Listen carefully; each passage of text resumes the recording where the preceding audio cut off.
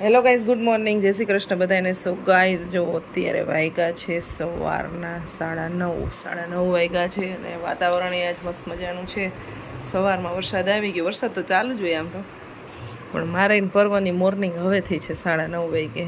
તારી તો કયું નહીં થઈ ગયું હોય, બધું એડિટિંગમાં વલાઈ ગયું હોય, ખબર નહીં. ભલે ને, એટલે હજી તો આપણે બેડ ઉપર જ છીએ ને એમ. એવું કઈ ના હોય તો હું ઉઠી તો ગઈ હોય ક્યારની, પણ પછી મારું કામ ચાલતું હોય ને મારે સુવાનું હોય એટલે હું કોઈને નીચે ઉઠીને ડિસ્ટર્બ ના કરું હે ને. એટલે એમ નથી થતું કે સ્કૂલે જવું જોઈએ હે પરવા? અઠવાડિયું રોકાવાનું છે, રોકાવા દે ને ભણવાનું ક્યારે આ વસ્તુ. ફર્સ્ટ ટાઈમ એવું છે કે પરવાની સ્કૂલમાં અમે રજા પાડી છે. એ અમે વચ્ચે 2 સન્ડે ને વચ્ચે એક રજા ને એવી રીતના મેનેજ કરીને બહુ ઝાઝા દિવસ નહીં રાખી. 1 વીકની રજા રહેશે, પણ 1 વીકમાં બધું હોમવર્ક ને બધું અત્યારે તો મોબાઈલમાં આવી જાય છે હોમવર્ક ને બધું. બાકી ક્લાસ વર્ક બાકી રહેશે તો એ બધું કરી લેશું. ગાઈસ હું હોમવર્ક કરું છું. ઇનવિઝિબલ પેન્સિલ છે મારી બુક જકી મસ્ત ને. ચેપ્ટર નંબર 3 માં છું. પરવાને છે ને ભાઈ જવું નથી, મમ્મા પાસે રહેવું છે, એટલે ભાઈ રજા પાડી છે, ગયા નહીં. Homework complete. તો ગાઈઝ આજે અમારી ઘરે બનવાનો છે ગુંદ, કાચો ગુંદ, પાકો ગુંદ પાક શું કહેવાય આને? કાચો ગુંદ. તો ભાઈ આ મારા મમ્મી અત્યારે તડકે તપાયો હતો અને હવે અત્યારે બનાવવાના છે ગાયના શુદ્ધ ઘીમાં. હાલ્યો તો આ મારા માટે બની રહ્યું છે. હા, પીસી નાખવો. અને ભાઈ પીસોય બહુ અઘરો છે. પહેલાં તો ખાંડની દસ્તાથી થોડોક ખાંડવો પડશે ને. તો મને એકચ્યુઅલી આ ભાવતું નથી બિલકુલ, પણ આઈ વિલ ટ્રાય.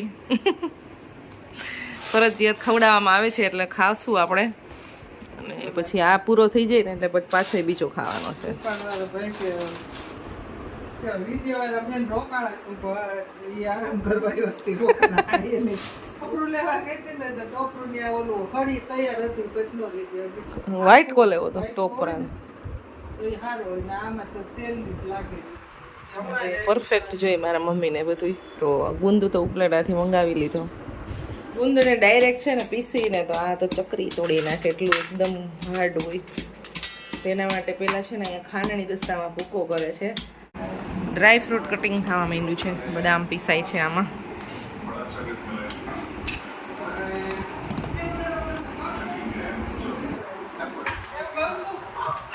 ગુંદનો અત્યારે ભૂકો થવા માંડ્યો છે, પછી એને ચાળી લેવાનું છે ઝીણા હાથમાં.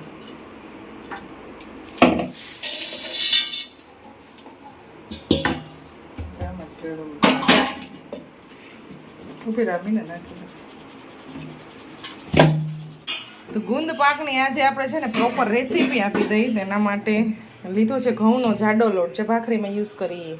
2 કપ જેવો આઈ થિંક લીધો છે. અને બાકી આ છે 500 ગ્રામ ગુંદ, જેનો આપણે અત્યારે પાવડર બનાવ્યો. અને ઘી જોશે. તો આ છે અમારે ગીર ગાયનું એકદમ ચોખ્ખું પ્યોર ઘી, ગોલ્ડન સુવર્ણ કપિલાનું ઘી છે આ, એટલે ગોલ્ડન જેવું તો. એટલે બધું હેલ્ધી ખાવાનું છે. લોટમાં છે ને ઘી નાખી અને હળવો એવો રેડ કલરનો થાય ત્યાં સુધી શેકી લેવાનો.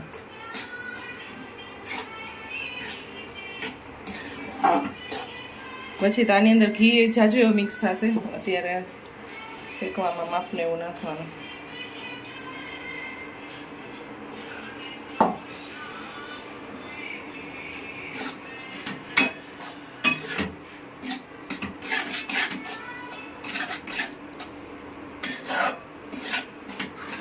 દસ થી 15 મિનિટ આઈ થિંક શેકતા થશે. સાવ એટલે સાવ જેવો લો ફ્લેમ રાખવાની છે. હવે થાય છે કાજુનું કટિંગ. અહીંયા નાના પૂછો આ ઈંડા જેવું શું હે, તો નાની કી ઓલું થેલીમાં જાયફળ કાઢી દેજે. મેં કીધું આ કાઢ દઉં હમણાં. મોજ પૂછું આ શું છે ઈંડા જેવું, તે કાઢ જાયફળ હે. નાનું કર. અમારે લાઈટ વહી ગઈ છે. હા, શેકાઈ ગયો. ચાકતી નહીં હો, જખાય નહીં એવું. થઈ જ ગયો છે. કેમ આમ કેમ કરું? લાઈટ આવી ગઈ. ગુંદ પાક બને છે ને લાઇટ વહી ગઈ છે. લાઇટ વહી ગઈ ને એટલે પરોય કામે લાગે. પરો એને પેલા સ્કીન કાઢવાની હોય ભાઈ, પછી ખમણવાનું હોય, એમાં તો ખમાઈમાં આ ફોઈતું અલગ કરવાનું હોય. ઈ કેમ નીકળે આમાં ડાયો બહુ થાય પૂછા વગરનો. લાય ભાંગી દો. હા ભાઈ જોયું આપણી વાટી ડોલે છલે ભાઈ તું તો આ નીકળી ગયો એક બાજુ નીકળું આ ઠાર નાખ. ડોલે સોલે. આમાં ઠારી તો લોટ તો શેકાઈ ગયો છે. મેં પછી ક્લિપ લીધી નથી કારણ કે લાઇટ વહી ગઈ છે એટલે કાંઈ દેખાય નહીં. એટલે તો બસ એવો રેડ થોડોક એવો લોટ શેકાઈ ગયો છે. હવે એના ઠંડુ કરવા માટે મૂકી દીધું છે. તમારી બધી આઈટમ થઈ ગઈ છે રેડી. કાજુ બદામ અને ઘી છે. આ છે જે આપણે ગુંદનો પાવડર કર્યો તો એ, અને આ શેકાઈ ગયેલો લોટ છે, અને આ ગોળ છે. આ બધું હવે મિક્સ કરવાનું છે. પરોભાઈ અહીંયા જાયફળ ઘસે છે. અંદર તો મને સુપારી હે હા, મને જાયફળનો ટેસ્ટ પસંદ છે. બાકી એલચી આમાં મિક્સ કરી શકાય. હા, હજી ટોપરું તો ભૂલાઈ જાય છે. કા ઝીણું ખમણ ભાઈ આમાં છે ને આપણે સૂકું જે ટોપરું આવે ને એને ખમણીને યુઝ કરવાનું હોય, પણ અમને અત્યારે મળ્યું નથી ને એટલે અમે ટોપરાનું ખમણ લીધું છે. તો હવે શું મિક્સ કરશો પેલા? ગોળ. નાની વાગ્યો ફૂલ આવનું પેલા કાઢીને પછી ડાયરેક્ટ નાખી દેવાનું. તો આ ગુંદની અંદર હવે તો ગોળ મિક્સ થવા માંડ્યો છે. अब मिक्सिंग और यहाँ पे खमड़ी ગોળ તો આપણે જેટલું મીઠું ભાવતું હોય ને એ પ્રમાણે મિક્સ કરવાનું હોય. મને બહુ એટલું બધું નથી ભાવતું એટલે ઓછો મિક્સ કરશું. नाखो नाखो दी नाखो તો આપણે લોટ શેક્યો હતો એની અંદર થોડોક એવો ગોળ મિક્સ કરી દીધો છે, અને આને સરખી રીતે એકદમ મિક્સ કરી લેવાનું. અને આ બધી ઓલમોસ્ટ વસ્તુ મિક્સ થઈ જાય ને આ પછી આની અંદર ઢેફલા પાડી લેવાના છે. ડ્રાયફ્રૂટ, લોટ અને જાયફળ અને ટોપરાનું ખમણ, આટલી બધી વસ્તુ મિક્સ કરી અને પછી ઢેફલા પાડી દેવાના. ગુંદની અંદર હવે જે શેકેલો લોટ હતો ને એ મિક્સ કરી દીધો છે અને ગોળ મિક્સ કર્યો છે.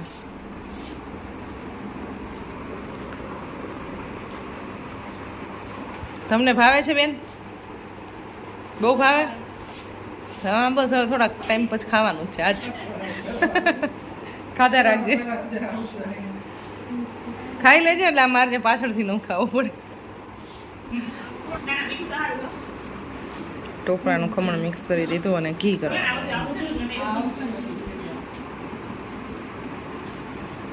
જાયફળ ને ઘી મિક્સ કરી દીધું. હવે થઈ જાય ચીકણું ચીકણું તમારે હાથ અડવાનું મને બધા તો જાય પડ જેવા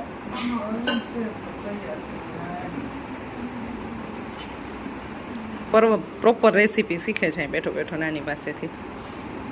નહીં આપણે ખાતા હોય બા ત્યારે તો દસ પર હોય ભાઈ. આજે આપણે આપી દીધી પ્રોપર ગુંદ પાકની રેસીપી. કાજુ કતરીની રેસીપી માંગી હતી ત્યારે મેં પ્રોપર નહોતી આપી, તો આજે વિચાર્યું ચલો બધાને એક પ્રોપર રેસીપી આપણે શેર કરી દઈ. બેક પેઇનનો જેને પ્રોબ્લેમ હોય ને આવું બનાવીને ખાઈ શકે. શિયાળામાં ખાવાનું હોય, પણ અત્યારે તો આમે મારા મમ્મીને બનાવતા આવડતું એટલે અત્યારે હું એમને રેસ્ટ કરું છું તો બનાવ્યું છે તો ખાઈ નાખી. બાકી વધારે પડતું નોર્મલી પર્સન હોય ને જે 40 યર્સ આસપાસની એજ થાય ને લેડીઝ હોય એટલે આ ખાવું જ જોઈએ. મને તો એટલું બધું ભાવતું નથી, પણ જેને ભાવતું હોય એને ખાવું જોઈએ દર વર્ષે દર શિયાળામાં. તો આપણે ગુંદ પાક બનીને થઈ ગયો છે કમ્પ્લીટ. હવે ટેસ્ટિંગ માટે પરોભાઈ લઈને આવે છે. દિવ્યા માસી ટેસ્ટિંગ કરે કેવું બન્યું. મને તો પેલું ખાલી ટેસ્ટ કર્યું તો આ મીઠું મીઠું બહુ લાગ્યું, મજા ના આવી, પણ ખાવું તો પડશે જ. આખો ડબ્બો ઊંધો વાયરો જ ઘીનો એટલે. ઓલું મને તો મીઠું લાગતું હતું. ચીપક ગયા દાંત મેં.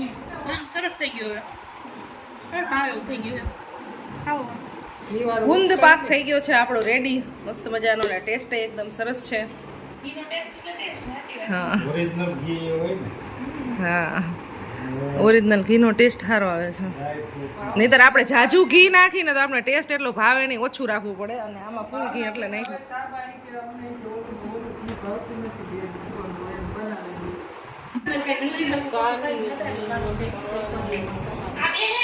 આ તો આપણે છે ટેડી બિયર ને રમાડતા હોય ને એવું કામ કરે છે. અલગ છે ટેડી બિયર જો હલતું નથી.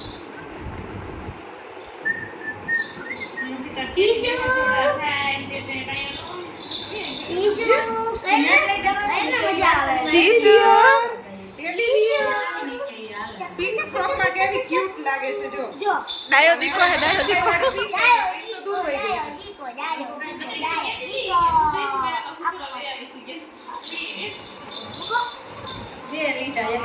ડાયો દીકો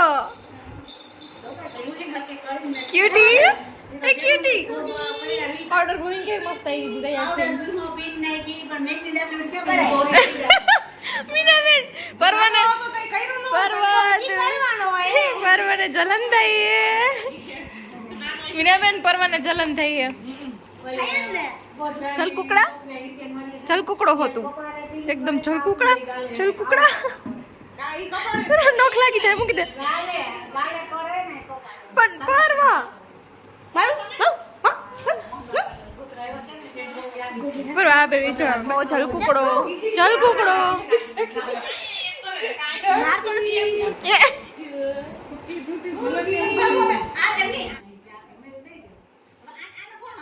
8:30 વાગવા આવ્યા છે થઈ ગયા છે ડિનર ટાઈમ બનાવ્યું છે ભીંડાનું શાક સંભારો તો ગાઈસ મસ્ત મજાનું અમે ડિનર કરી લઈએ અને તમને મળશું નેક્સ્ટ વિડીયોમાં આજની રેસીપી કેવી લાગી કમેન્ટ કરી દેજો બાય બાય જય શ્રી કૃષ્ણ